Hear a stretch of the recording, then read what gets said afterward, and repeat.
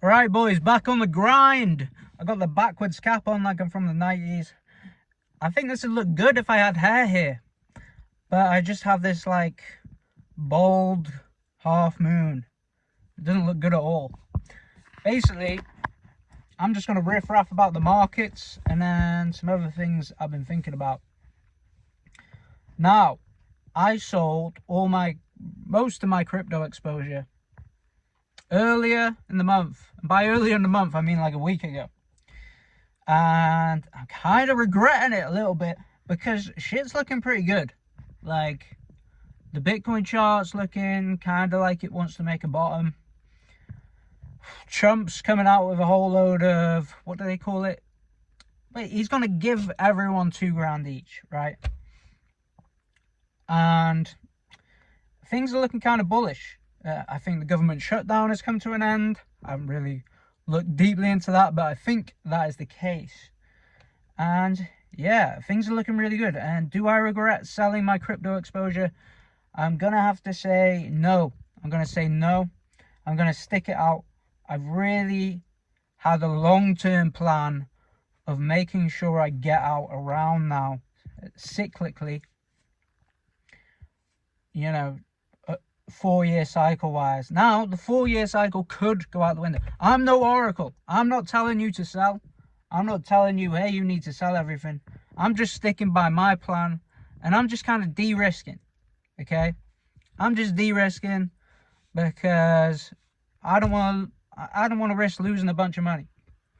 Now, you might have a different risk profile to me.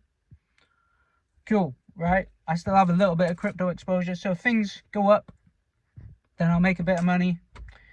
If things go down, I won't get wrecked like I would have done if I didn't make those moves. So the way I see it is a win-win situation. I will be mad if something that I owned would have made me millions and millions and millions of pounds. That would really, really bother me probably. But the way I'm thinking about it right now is that by lessening my exposure, it's a win-win, okay? Because, like I said, if things go down, I get to buy again cheaper. I'm not like somebody who's like, whoa, Coinbase is a terrible stock. You should sell it and never buy it. It's rubbish. You know, Bitcoin's awful. It's horrible. It's bad tech.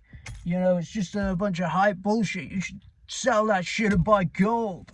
No way. I'm selling to hopefully buy lower, right? That's what I'm hopefully doing. Now, is that a good idea? You know, maybe. Okay, we'll find out, right? The reality is there will be a dip, but whether that dip happens from much higher levels remains to be seen. Remains to be seen. Right. Now, 4-year cycle wise, I feel like we're reaching the end of what crypto has to give us, right? We might extend a bit longer, we might not, right? But I fail to see what can bring us down harshly from this point. Could it be the AI bubble popping? Could it be some kind of big exchange going bust? Could it be Wintermute revealing themselves to now be bankrupt? I don't know. I don't know what it could be. And it feels kind of like crypto is invincible right now because we have the crypto industrial complex in the White House with Donald Trump. He's got a lot of money from Coinbase and he's doing the World Liberty Finance and all that. Crypto is the future.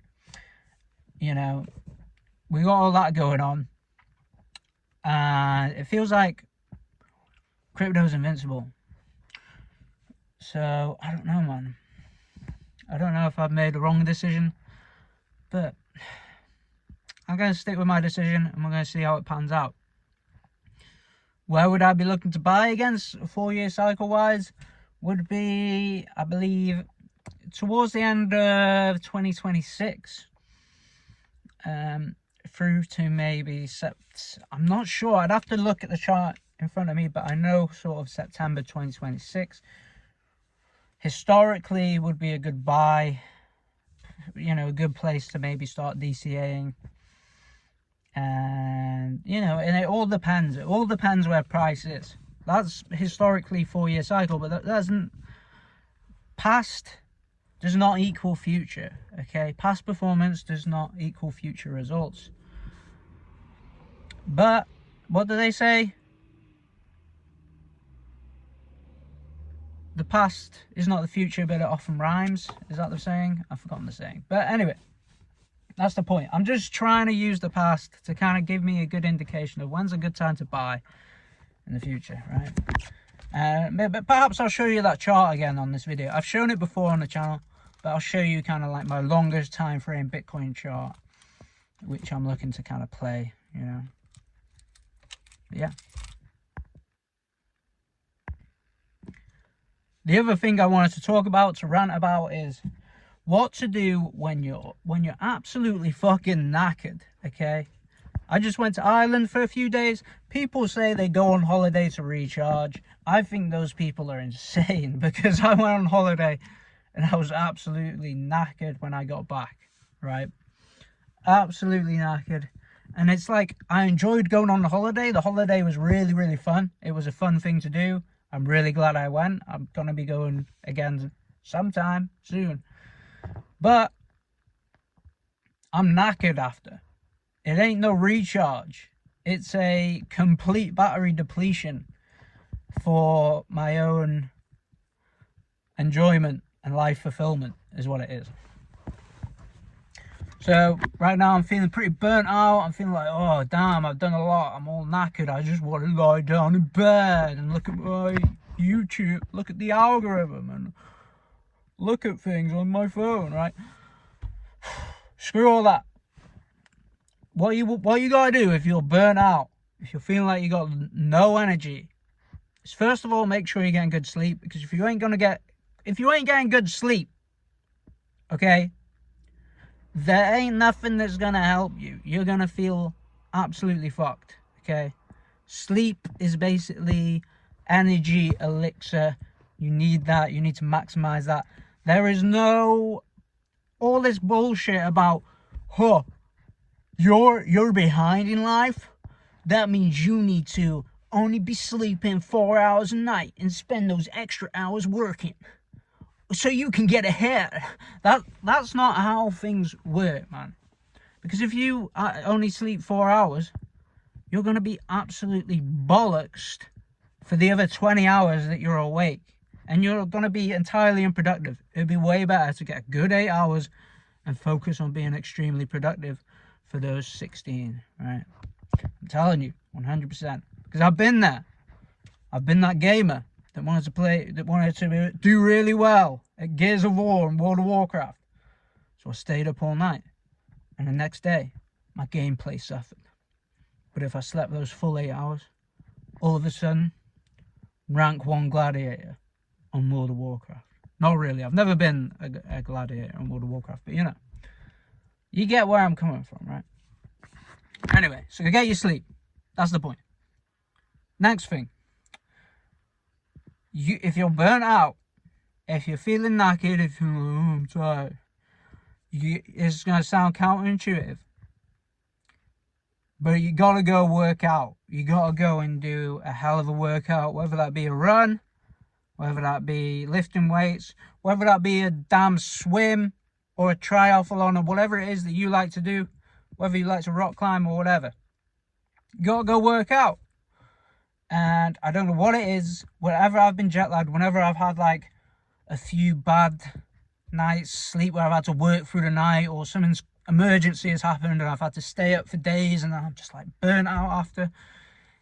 If I just rest, I will not recover as quickly as if I go and work out. I'm not saying go work out immediately after doing an all-nighter, but after you've had a full sleep, you're still feeling knackered, you're still feeling burnt out. Go and work out like a couple days after whatever event has fucked you up.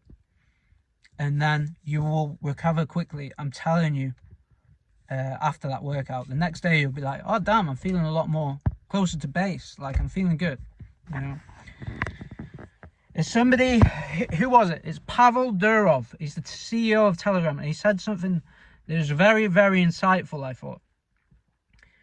He said,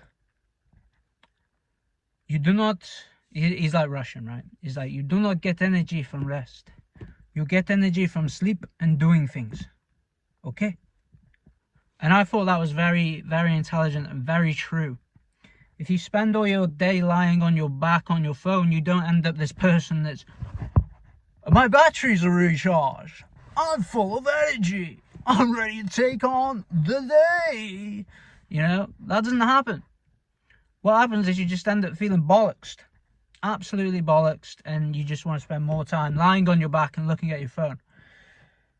If you go and do something, if you go and do a hard workout, all of a sudden you start to feel a lot better. You start to demand that level of energy output from your body and your mind. Ooh. Ancient Russian mysticism, you know.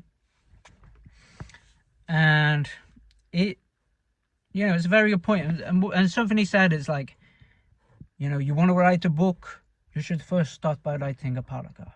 You want to code, first start by just writing a couple lines of code. You know, it's like you get that energy and that motivation by doing. And I thought that was very, very intelligent.